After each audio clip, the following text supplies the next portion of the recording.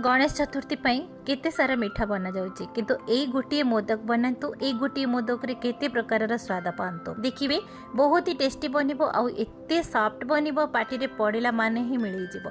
गोटे मोदक रे तीन प्रकार स्वाद। वीडियोटी फुल देखिबे केतोटी टिप्स को फॉलो करिवे आउ जदि पसंद आसिला बिंदुरोसई चैनल को सब्सक्राइब करिनेबे। एठी प्रथमे मु गोटे गिना रे 2 चमच विनेगर 4 चमच पानी आपण विनेगर जगह लेंबू रस मध्य नहीं परिबे। एबे हमें सब जिंस को मिसे के गोटे साइड रे रखिबा। गोटे लीटर क्षीर मु एठी गरम करी क्षीर को भल से फुटई सारला परे गैस रो फ्लेम को लो करिकी तापरे विनेगर पानी को सेतिरे धीरे धीरे ऐड करिवे।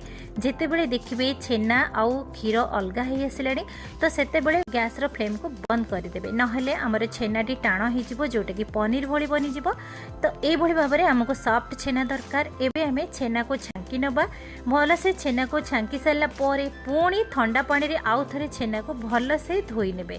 तार कुकिंग प्रोसेस भी बंद हे जिवो आउ तार जो विनेगर रो खट्टा पानी भी बाहरी आसीबो। छेना को भल से चुपुड़ी नेबे तार एक्सेस पानी भी बाहरी आसीबो। एबे गोटे ब्लेंडिंग जार नबा सेथिरे हाफ कप चीनी ताकू एबे भल से गोटे पाउडर बने नबा। एई भली भाबरे देखंतु चीनी हमर पाउडर बनी जाईची। एथिरे हमें हाफ कप दबा नडिया सुखिला नडिया गुंड नेईची आपण चाहिले फ्रेश नडिया मध्य नै परिबे। एथिरे गोटे चमच गुजराती पाउडर आउ जो छेना हमें चुपुड़ी के रखितले गोटे गिना छेना। तो एबे सेथिरे अल्प किछि केसर ऐड करबा ऑप्शनल अछि आपण चाहिले स्किप करबे। एबे सब जिंस को भल से गोटे पेस्ट बनेबा। जदि सुखिला लागुथबो आपण को तो आपण 2 चम्मच कि 3 चम्मच क्षीर सेथिरे ऐड करके आपण पेस्ट बनै परिबे। एबे एगो साइड रे रखिबा। मु एठी गोटे पैन नेछि सेथिरे हमें 4 चम्मच क्षीर सर ऐड करबा जोटा कि मलाई आपण चाहिले घियो मध्य नै परिबे किंतु आज हमें बिना घियो रे बनेबा। एई 4 चम्मच सर सेथिरे ऐड करसला परे 2 चम्मच दबा मिल्क पाउडर। एथिरे हमें क्षीर गोटे ग्लास ऐड करबा। आपण चाहिले क्षीर रो क्वांटिटी कम मध्य करि परिबे। एबे जो हमें छेना नडिया रो पेस्ट बनै थिले तो सेई पेस्ट को एथिरे ऐड करबा और धीरे धीरे ताको मिक्स करबा। एठी देखुथबे प्रथमे क्षीर सर सेथिरे क्षीर तापरे अमूल पाउडर आउ हमें जो छेना और नडिया रो पेस्ट भी ऐड कले। तो एठी देखंतु केते प्रकार रो जिंस एठी ऐड हैला। तो देखिबे सब प्रकार रो टेस्ट एठी ही मिलि जिवो आउ गोटे जिंस सेथिरे मिसेइबा। एबे गैस रो फ्लेम को स्लो रखिकी ताको क्षीर को फुटेया पई छाड़िबा। एठी मु आ गोटे पैन नेची सेथिरे 1/3 कप बेसन को एमती सुखिला छांकी नबा आउ बिना घियो रे ताको स्लो फ्लेम रे भाजिबा जेमिति कि गोल्डन कलर हे आसीबो आउ तार गोटे बहुत ही बढ़िया वासना आसीबो। घियो रे चाहिले आपण भाजी परिबे किंतु आज हमें बिना घियो रे भाजिबा। ए भली भाबरे धीरे धीरे एमती बेसन को एमती भाजुथिबे देखंतु तार कलर भी चेंज हे आसिलानी आउ तार गोटे बहुत बढ़िया वासना आसिलानी। एबे गैस रो फ्लेम को बंद करबा। एठी जो हमें क्षीर को फुटेया पई छाड़ी थिले ताकू एबे हमें भल से मिक्स करके बेसन भजा को सेतिरे ऐड करबा। एबे हमें पुणी सब जिंस को भल से मिसई दबा। एई भली भाबरे देखिबे धीरे धीरे एमती बहलिया ही आसीबो आउ राबड़ी भली देखा जीवो। धीरे धीरे एमती स्पैचुला रे गोळुथिबे देखंतु केते सुंदर भाबरे बहलिया भी ही आसिले।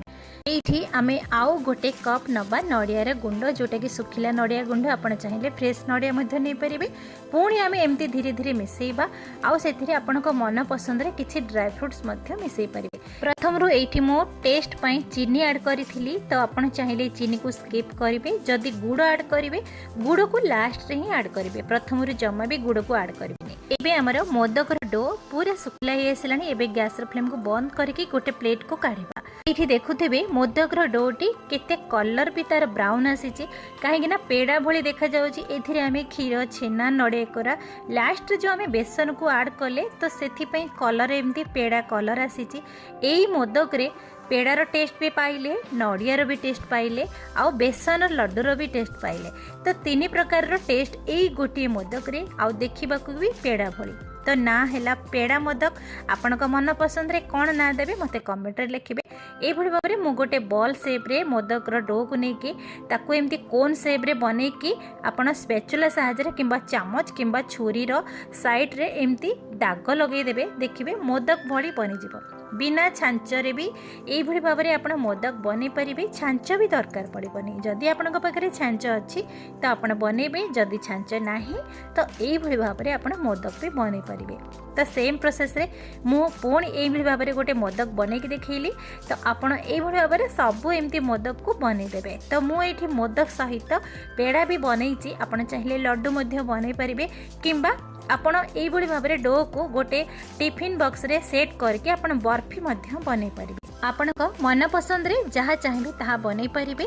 एइभଳି भाबरे सुंदर हमर मोदक बनी गला। तो पेड़ा मोदक कहंतु राबिडी मोदक कहंतु जहाँ भी कहंतु बहुत ही सुंदर बनी छी, बहुत ही टेस्टी बनी छी। एइभଳି भाबरे मु सब पेड़ा भी बनै छी, मोदक भी बनै छी। एबे हमें प्लेट रे सजेई दबा आउ टिके सुंदर देखा जीवा पाई। आपण सेथिरे चाहिए गोलाप रो पाखुड़ा हो किंबा ड्राई फ्रूट्स किंबा फूड कलर किंबा केसर रो कलर को आपण सजई परिबे। तो मु एठी फूड कलर थिला सेथिरे आमे टिके फूड कलर देकी ताको एबे टिके सुंदर देखा जीवा पाई आमे ताको टिके सजई दबा। तो आपण को मन पसंद रे जेमिति चाहिए सेमिति सजई परिबे। तो बहुत ही सुंदर देखा जाउची हमर ए पेड़ा।